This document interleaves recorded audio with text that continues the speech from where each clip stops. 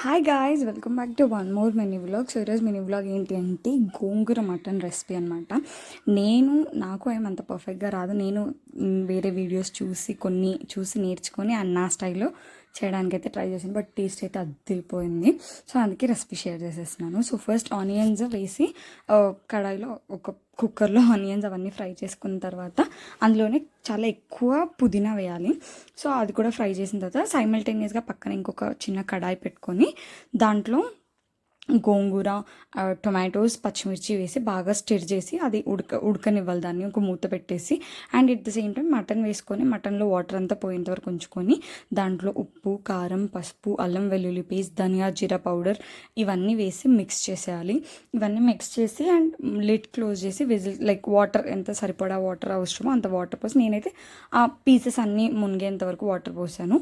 So ఒక 6 to 7 whistles ఇవ్వాలి. So ఈ లోపు పక్కన మనకి ఇది కూడా ఉడికిపోతుంది.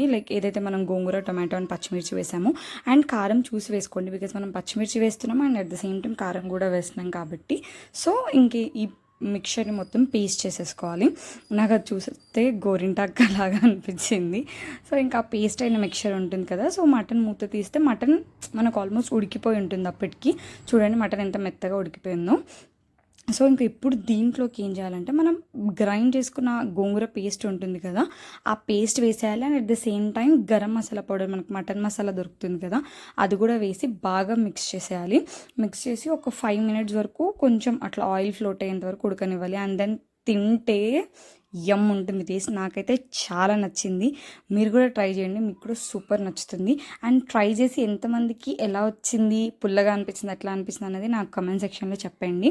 నాకైతే ఈ రెసిపీ చాలా నచ్చింది. కొంతమంది గ్రైండ్ చేయకుండా అట్లాగే రుద్ది కూడా వేసేస్తారు, అలా కూడా బాగుంటుంది. సో మీరు కూడా ట్రై చేసి నాకు చెప్పండి కమెంట్ సెక్షన్లో. Thank you so much for watching. Thank you, bye.